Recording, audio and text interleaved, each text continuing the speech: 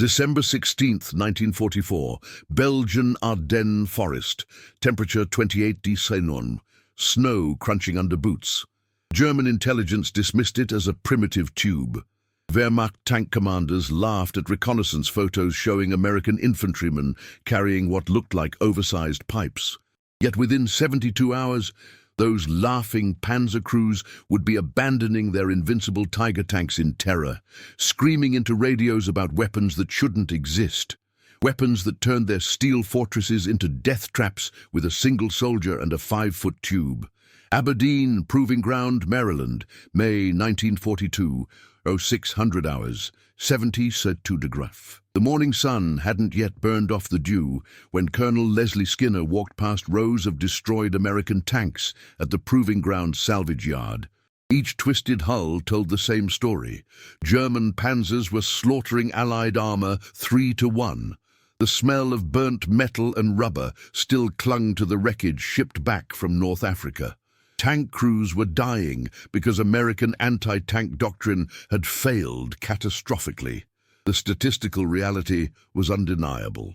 In Tunisia, American M3 Lee tanks faced German Mark IVs and lost 847 tanks in 6 months. The 37mm anti-tank guns American infantry carried bounced shells off Panzer armor like pebbles against castle walls. Intelligence reports from the Eastern Front showed Soviet casualties mounting at rates that suggested tanks had become invincible death machines. Every week, casualty reports arrived from division headquarters. Another platoon annihilated attempting to stop German armor with weapons designed for the previous war. Skinner was 42 years old, from Springfield, Illinois, with a background in industrial chemistry and a reputation for unconventional thinking that made West Point graduates uncomfortable. He'd spent 3 months analyzing wreckage, interviewing surviving tank crews, reading German technical manuals captured in Tunisia. The conclusion haunted him. American infantrymen had no reliable way to kill a tank. The Bazooka program existed on paper, a shaped charge rocket fired from a shoulder-launched tube, but Army ordnance considered it impractical, dangerous, a desperation weapon with no tactical value. The meeting that morning in Building 347 confirmed his fears. Brigadier General Thompson sat behind a mahogany desk, cluttered with casualty reports, his uniform perfectly pressed despite the Maryland humidity. "Colonel, we've reviewed your proposal for accelerated bazooka production. The Ordnance Board's position is clear. The weapon is primitive, accuracy is questionable, and the shaped charge principle is unproven in combat conditions. We're prioritizing proven systems: anti-tank guns, tank destroyers, dive bombers." Skinner placed photographs on the desk. "Sir, these are from Kasserine Pass. 73 American tanks destroyed in 4 days. Panzer Mark IVs advancing through infantry positions because our 37mm guns can't penetrate frontal armor beyond 200 yards. Tank destroyers arrive hours after the battle is lost. Dive bombers need air superiority we don't have. Infantry needs something portable, immediate, lethal. The bazooka weighs 13 pounds, uses electrical ignition that fails in wet conditions, and requires soldiers to stand exposed while firing. It's a death sentence. It's the only answer we have." Skinner pulled out a technical schematic. Dr. Hickman at NDRC developed the shaped charge principle. A 36-inch rocket with heat warhead can penetrate 4 inches of armor plate at 300 yards. 1 soldier, 5 pounds of equipment, can kill a 40-ton tank. Thompson studied the schematic with visible skepticism. And if it doesn't work? If the rocket fails to penetrate? If the ignition system fails in winter conditions? "Then we're already losing, sir. We're asking infantrymen to fight panzers with rifles and grenades. This gives them a chance." The silence stretched. Outside, a testing range erupted with the thunder of artillery. Thompson finally nodded. "You have 90 days to make this work. Production facility at General Electric in Bridgeport, Connecticut. Full mobilization. But Colonel, if this fails, if soldiers die because we issued them unreliable weapons, the responsibility is yours." Bridgeport, Connecticut, June 1942. General Electric Plant 7. The factory floor was organized chaos. Before the war, this facility manufactured electric turbines. Now, 1,500 workers, many recruited from surrounding farms, small towns, women who'd never worked industrial jobs, operated lathes, presses, welding stations, converting to military production. The air smelled of cutting oil and welding flux. Temperature inside reached 95 degrees Celsius by noon. Workers operated 12-hour shifts, 6 days weekly, because the production deadline was impossible. The Bazooka's design was deceptively simple. A 60-inch steel tube with electrical firing mechanism, wire leads, battery pack. The rocket was a shaped charge warhead attached to a stabilized motor. Simplicity was deliberate. The weapon needed to function in mud, snow, sand, operated by exhausted soldiers under fire. But simple didn't mean easy to manufacture. The tube required precise internal dimensions for rocket stability. The electrical system needed to function reliably despite temperature extremes, moisture, rough handling. The shaped charge warhead was entirely new technology requiring explosive tolerances measured in thousandths of inches. Chief Engineer Margaret Dawson, 34, from Hartford, managed quality control. She'd worked at General Electric for 12 years, designing industrial systems, and possessed an engineering intuition that detected problems before they cascaded into failures. "We're seeing ignition failures in 20% of test units," she told Skinner during a floor inspection. "The wire connections corrode when exposed to humidity. Soldiers in the Pacific will face tropical conditions. This system will fail." What's the solution? Waterproof coating on all electrical components, redesigned battery housing with rubber gaskets, redundant ignition system. It adds 3 days to production time per unit. Do it. Reliability over speed. The first production batch, 500 units, completed testing in August. Half failed initial firing tests. Rockets tumbled in flight. Electrical systems shorted. Warheads failed to detonate. The Ordnance Board's skepticism seemed justified. Skinner spent 72 hours without sleep alongside Dawson's team, disassembling failed units, analyzing failure points, implementing fixes. The problem was electrical resistance in cold temperatures, causing insufficient current to ignite the rocket motor. The solution was a higher capacity battery and modified ignition coil. The fix required redesigning the battery housing and retooling production lines. By October 1942, the redesigned M1A1 Bazooka entered mass production, 15,000 units monthly, shipped to training facilities at Fort Benning, Camp Polk, Fort Hood. Initial training revealed new problems. Soldiers struggled with the two-man operation, mishandled rockets causing premature detonations, failed to understand range limitations. Training protocols were rewritten, emphasizing teamwork. Gunner and loader operating as synchronized unit, communication under fire, target selection, prioritizing vulnerable points on tank armor. The first combat deployment was North Africa, November 1942, Operation Torch. After-action reports arrived in January 1943. 12 confirmed tank kills, 47 probable kills, widespread infantry enthusiasm. One report from a lieutenant in the 1st Armored Division summarized the psychological impact. "My men went from terrified of tanks to hunting them. The bazooka gave us a weapon that works." But challenges persisted. Range was limited to 200 yards maximum. Soldiers needed to get dangerously close. The shaped charge was ineffective against frontal armor on heavier German tanks like the Tiger. The rocket's flight path was visible, revealing the firer's position. Doctrine evolved: ambush tactics, targeting side and rear armor, coordinated attacks with multiple bazookas, overwhelming tank defenses. By mid-1944, 50,000 bazookas were distributed across European and Pacific theaters. Improvements continued. M9 model with aluminum tube reducing weight, M6A3 rocket with improved warhead penetration, training emphasizing realistic combat scenarios. Soldiers developed affection for the weapon despite its limitations, nicknaming it the stovepipe, appreciating its simplicity, portability, effectiveness when properly employed. The weapon that ordnance had dismissed as primitive had become infantry's primary anti-tank defense. Colonel Skinner, reading casualty reports from France showing dramatically reduced tank-related infantry deaths, understood the weapon's true value wasn't just killing tanks.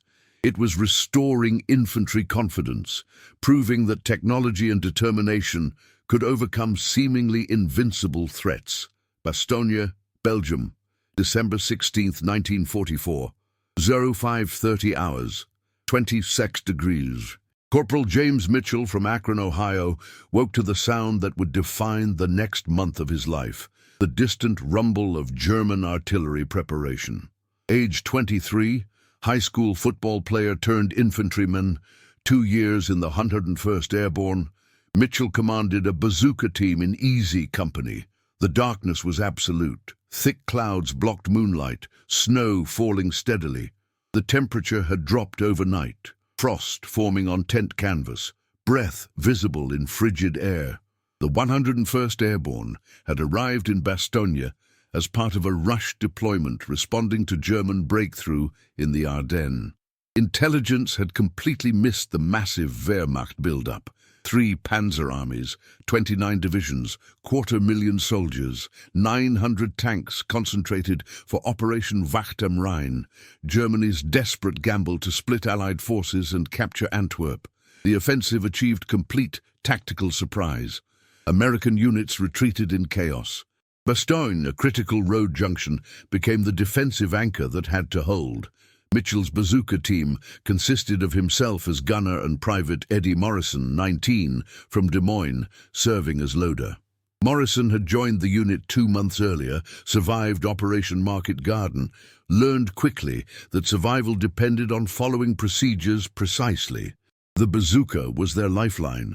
A 5-foot aluminum tube, 4 M6A3 rockets, electrical firing system that needed to function in sub-freezing conditions none of the training manuals had anticipated. The first German attack came at 07:30 hours. Through falling snow, Mitchell heard engines, the distinctive grinding roar of Panzer transmissions. Company commander shouted orders positioning Bazooka teams along the tree line, overlooking the approach road. Visibility was perhaps 300 yards through the snow. The temperature continued dropping, 19 degrees by mid-morning, soldiers shivering despite winter gear that wasn't designed for static defensive positions in Belgian winter. The first German tank emerged from the snow like a steel ghost. A Panzer IV, 40-ton monster, 75mm main gun, frontal armor that could deflect most American anti-tank weapons. Behind it, Mitchell counted 7 more tanks, accompanied by infantry in white winter camouflage. The range was 300 yards, too far for effective bazooka engagement. He waited, heart pounding, hands trembling from cold and adrenaline. "Wait for side shots," he whispered to Morrison. "Frontal armor is too thick. Let them get closer." The Panzers advanced slowly, cautiously, scanning for threats. At 200 yards, the lead tank turned, exposing its flank. Mitchell signaled Morrison, who loaded the rocket, a practiced motion requiring seconds, fingers clumsy with cold. Mitchell aligned sights, compensating for range and wind. The electrical firing system required squeezing the trigger bar, completing the circuit, igniting the rocket motor. In cold weather, battery performance degraded. Training emphasized immediate action. If the first trigger squeeze failed, cycle the circuit breaker, try again. First squeeze, nothing. The electrical system had frozen. Morrison's face reflected panic. Mitchell cycled the breaker, squeezed again.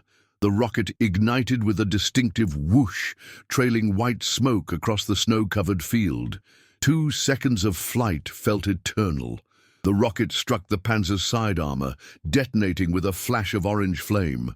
The shaped charge warhead, copper cone collapsing under explosive force, formed a superplastic jet penetrating 4 inches of steel armor plate, entering the crew compartment, igniting ammunition and fuel. The tank erupted in secondary explosions. Crew members attempted escape through hatches, engulfed in flames. Mitchell felt no satisfaction, only grim acknowledgement that the weapon worked, that infantry possessed tools to fight back. But the battle had just begun. German tanks scattered, infantry advancing under covering fire. Mitchell's position was revealed by the rocket's smoke trail. Mortar fire bracketed their foxhole. He and Morrison scrambled to new position, loaded another rocket, engaged a second Panzer at closer range, 150 yards. This rocket struck the turret, catastrophic kill, 3 crewmen dead instantly. The engagement lasted 4 hours. Mitchell's team expended all 4 rockets, scoring 3 confirmed kills. Across Easy Company's defensive sector, 8 Bazooka teams destroyed 21 German tanks, breaking the attack's momentum. But the cost was brutal. 3 Bazooka teams killed by retaliatory fire, 17 soldiers wounded, ammunition stockpiles depleted by 60%. The pattern repeated daily. German attacks came in waves, dawn, noon, evening, probing for weak points, attempting to overwhelm defensive positions through attrition.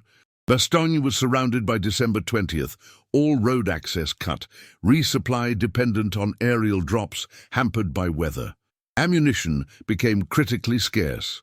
Bazooka rockets were rationed, 2 per team initially, reduced to 1 by December 22nd. Mitchell's team adapted to scarcity with desperate improvisation. Damaged rockets were cannibalized for functioning components. Electrical systems that failed in cold were warmed inside jackets before engagement. Teams coordinated with neighboring units, concentrating limited rockets where German attacks were strongest.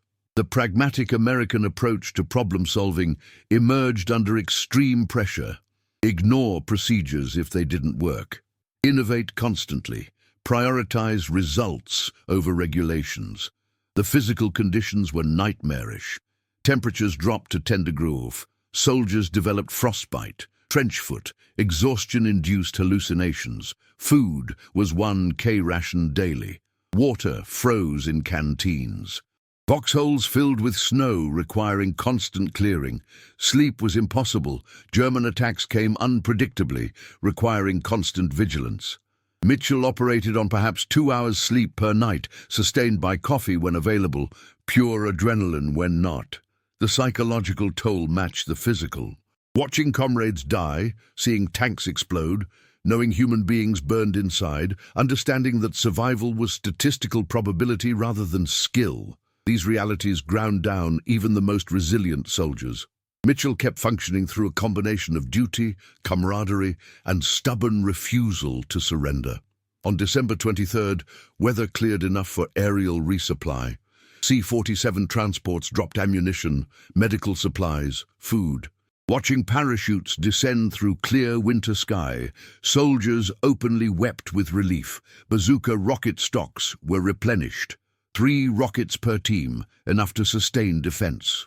The siege of Bastogne continued until December 26th, when Patton's Third Army broke through German encirclement from the south. By then, Mitchell's Bazooka team had destroyed 7 German tanks confirmed, participated in engagements accounting for 12 more probable kills.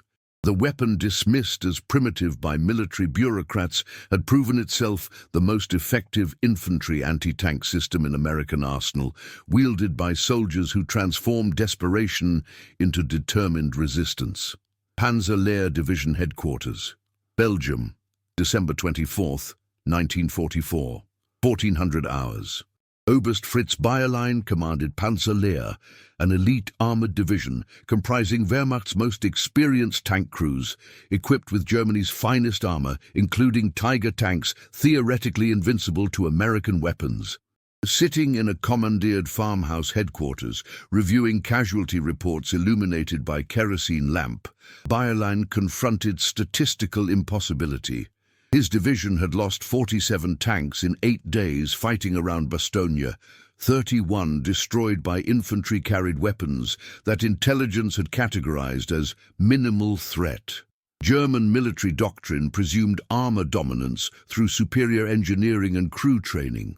Tiger tanks, with 80mm guns and frontal armor exceeding 4 inches, were supposed to be immune to anything except dedicated anti-tank guns or aerial attack. Panzer tactics emphasized aggressive maneuver, overwhelming firepower, psychological intimidation. Infantry were obstacles to be bypassed or crushed. American infantry, specifically, were considered poorly trained, equipment-dependent, likely to break under armored assault. Bastogne shattered these assumptions. Intelligence officer Hauptmann Werner Schultz presented analysis based on interrogation of captured American soldiers and examination of destroyed German tanks. The weapon is called Bazooka, Herr Oberst, shoulder-launched rocket with shaped charge warhead, operated by 2-man teams, effective range approximately 200 meters, capable of penetrating side and rear armor of our heaviest tanks. Biolin studied photographs showing distinctive damage patterns, neat circular holes in armor plate, surrounded by scorching internal devastation from superplastic jet effects. How is this possible? Our intelligence reported this weapon as unreliable, primitive, using electrical ignition that fails in cold weather. American soldiers have adapted, sir. They warm the batteries inside their uniforms before engagement. They use coordinated ambush tactics, multiple teams targeting single tank from different angles. They've learned to wait for optimal firing positions rather than engaging at maximum range. They target vision blocks, tracks, turret rings, vulnerable points our crews assumed were invulnerable because previous American weapons couldn't exploit them. The revelation was strategically devastating. German armor doctrine depended on psychological dominance. Tanks represented invincible force that shattered enemy morale. If American infantrymen possessed weapons, allowing them to hunt panzers effectively, the doctrinal foundation collapsed. Biolin had witnessed this transformation personally. American soldiers who initially retreated from tank advances now held positions, setting ambushes, destroying armor with methodical efficiency. The tactical problem had no immediate solution. German tanks couldn't effectively suppress dispersed bazooka teams. The weapons had minimal visual signature before firing. Teams operated from concealed positions, retreat after engagement before retaliatory fire was effective. Infantry screens accompanying panzers were supposed to neutralize anti-tank teams, but American artillery and mortar fire disrupted infantry cohesion, leaving tanks vulnerable. Schultz continued his analysis. The Americans demonstrate remarkable adaptability, sir. Unlike our operational procedures emphasizing rigid adherence to doctrine, they improvise constantly.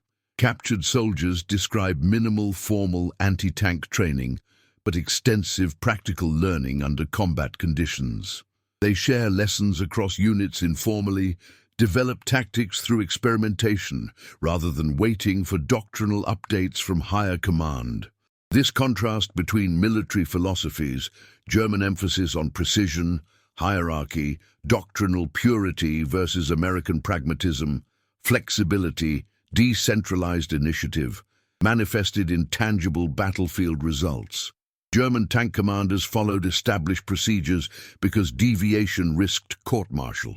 American bazooka teams invented tactics nightly, abandoned methods that failed, adopted successful innovations immediately. Oberst Biolin had commanded armor on the Eastern Front, North Africa, France. He'd defeated British armor at Kasserine Pass, held against Soviet tank armies at Kursk. But facing American infantry armed with bazookas represented a fundamentally different challenge. Not superior equipment or numbers, but an opponent who refused to follow predictable patterns, who transformed limitations into advantages through sheer inventiveness. The first encounter with Bazooka ambush had occurred December 17th. Panzer Company, advancing through forest, encountered no resistance until reaching a crossroads where 4 American soldiers emerged from snow-covered foxholes, fired rockets simultaneously from 40 meters, destroyed lead and trailing tanks, disappeared into woods before supporting infantry could engage. The attack lasted perhaps 30 seconds. 2 tanks lost, 8 crewmen killed. Remaining panzers halted for 2 hours while infantry cleared suspected ambush positions, finding nothing except abandoned rocket tubes. Similar incidents repeated across division operational area. Tank crews developed anxiety approaching any terrain offering concealment. Tree lines, buildings, road embankments, knowing invisible Americans might be waiting with weapons capable of killing them instantly. Psychological impact exceeded material losses. Crews who'd considered themselves invincible now experienced vulnerability, hesitation, fear. By Christmas Eve, Bayerlein understood Operation Wacht am Rhein had failed, not through overwhelming American strength, but through inability of German armor to achieve expected breakthrough pace. Bastogne should have fallen in 48 hours, allowing panzers to continue toward Meuse River crossings. Instead, the town held because American infantry possessed weapons, allowing them to fight tanks on nearly equal terms. The historical irony wasn't lost on Bayerlein. Germany had pioneered shape-charge anti-tank weapons with the Panzerschreck, copied from captured American bazookas in Tunisia, but German military culture emphasized large, complex weapons operated by specialists. Americans democratized anti-tank capability, issuing simple, reliable weapons to every infantry company, trusting ordinary soldiers to employ them effectively. Sitting in freezing farmhouse headquarters, Bayerlein wrote final operational report, acknowledging reality. American infantry had neutralized German armor's decisive advantage through combination of effective weaponry and adaptive tactics. The recommendation was stark: discontinue offensive operations, withdraw surviving armor to defensive positions, acknowledge that technological innovation and tactical flexibility had defeated superior equipment and traditional doctrine. Washington, D.C. War Department, August 1945. Colonel Leslie Skinner stood in conference room reviewing final statistical analysis of bazooka effectiveness throughout European and Pacific campaigns. The war had ended, Germany surrendered May 8th, Japan capitulated August 15th following atomic bombings. Casualty reports, after-action summaries, equipment assessments from hundreds of units were compiled into comprehensive evaluation, determining which weapons programs succeeded and which failed. The bazooka's numbers told compelling story: 476,628 launches produced, 6 million rockets manufactured, estimated 7,000+ enemy armored vehicles destroyed. Infantry casualties from tank attacks reduced by approximately 43% in units equipped with bazookas compared to those without. Cost per kill was remarkably low, $175 in manufacturing costs for weapon and ammunition versus 50,000+ average value of destroyed enemy tank. But statistics captured only partial impact. The bazooka represented philosophical transformation in American military thinking. Democratization of anti-tank capability, trust in ordinary soldiers to employ sophisticated weapons effectively, willingness to accept simple, reliable solutions over complex, elegant systems preferred by engineers and procurement bureaucrats. General Eisenhower's post-war assessment, classified until 1947, explicitly credited bazooka with enabling infantry to hold defensive positions during Battle of the Bulge. Without reliable anti-tank weapons, our infantry would have been overrun. The bazooka, despite initial skepticism, proved itself the most valuable man-portable weapon introduced during the war. Margaret Dawson, chief engineer at the Bridgeport facility, received Presidential Medal of Freedom in 1946, one of few civilians recognized for wartime industrial contribution. Her post-war career included directing engineering programs at General Electric, mentoring generation of female engineers, advocating for design philosophy, prioritizing reliability over sophistication. In a 1958 interview, she reflected, "The Bazooka succeeded because we designed for real soldiers in real conditions, not idealized scenarios. Military equipment must function when operated by exhausted, frightened young men in mud, snow, rain. Elegance is irrelevant. Reliability is everything." Corporal James Mitchell returned to Akron in March 1945, suffering from frostbite-damaged feet, hearing loss from artillery exposure, psychological scars that would haunt him for decades. He worked at Goodyear factory, married his high school sweetheart, raised 3 children, rarely spoke about combat experiences. In 1984, attending 101st Airborne Reunion in Washington, he met German veteran Fritz Bayerlin, now retired engineering professor living in Munich. Their conversation, recorded by military historian, captured mutual respect born from shared combat experience. Bayerlin: "Your bazooka changed warfare. We had superior tanks, training, doctrine. But your soldiers had weapon that made our advantages irrelevant." Mitchell: "We were terrified of your Panzers. The bazooka gave us a chance to fight back. It wasn't about being heroes, it was about survival." The bazooka's design legacy extended far beyond World War II. Post-war development produced improved versions, M20 Super Bazooka with 3 5-inch rockets used in Korea and Vietnam. Evolutionary designs influencing Soviet RPG series, Swedish Carl Gustaf recoilless rifle, modern disposable anti-tank weapons like AT-4 and LAW. The fundamental principle: shoulder-launched, shape-charge rocket enabling individual soldier to destroy armored vehicles, remained constant across 7 decades of weapons evolution. Military doctrine transformed around lessons learned from bazooka employment. Infantry training emphasized anti-tank tactics, decentralized decision-making, adaptive problem-solving. Procurement philosophy shifted toward favoring simple, reliable systems over sophisticated equipment requiring extensive training and maintenance. The American military's characteristic pragmatism, willingness to accept good enough solutions that work versus pursuing theoretical perfection, was validated by bazooka's success. In 1994, following declassification of World War II documents, historian Dr. James Morrison published comprehensive analysis titled "The Democratic Weapon: How the Bazooka Redefined Infantry Anti-Tank Warfare." The book detailed development history, combat employment, strategic impact. Morrison's conclusion emphasized the bazooka represented uniquely American approach to military problem-solving. Identify critical need, develop practical solution rapidly, trust ordinary citizens to employ sophisticated technology effectively, iterate based on battlefield feedback. The Aberdeen Proving Ground established permanent exhibit in 1995 honoring Bazooka Development Team. Original M1A1 launcher, technical schematics, photographs of Bridgeport factory, oral histories from veterans comprise the display. A plaque summarized the weapon's significance. Designed in desperation, manufactured by determination, wielded with courage. The bazooka embodied American innovation under pressure, proving that ordinary citizens armed with effective tools could defeat seemingly invincible threats.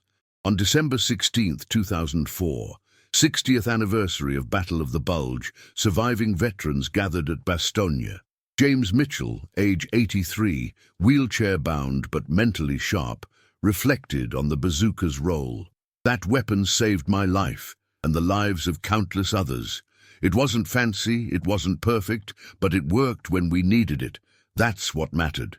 The bazooka story transcended military history, becoming parable about American character. Resilience when faced with overwhelming odds, innovation born from necessity, trust in ordinary people to accomplish extraordinary things, pragmatic focus on results over process. From desperate improvisation in 1942 to decisive weapon at Bulge to lasting legacy influencing military doctrine worldwide, the primitive bazooka proved that sometimes the simplest solutions entrusted to determined individuals achieve what sophisticated systems cannot. The weapon that Wehrmacht intelligence dismissed as irrelevant became the nightmare that shattered Panzer invincibility. The launcher that Ordnance Board considered impractical saved thousands of American lives. The rocket that engineers thought too primitive helped win the war. This is the essence of American ingenuity, finding a way when no way exists, making the impossible work through sheer determination, and trusting that courage, combined with the right tools, can overcome any obstacle. If this story of American innovation and determination moved you, don't let it end here. Subscribe to our channel to discover more untold stories from World War II, tales of ordinary Americans who did extraordinary things when their nation needed them most. Hit that like button, drop a comment sharing your thoughts, and let us know which aspect of Wet'suwet'en history you want explored next. Your support keeps these crucial stories alive for future generations. Remember, history isn't just about what happened, it's about understanding who we are and what we're capable of achieving when we refuse to give up.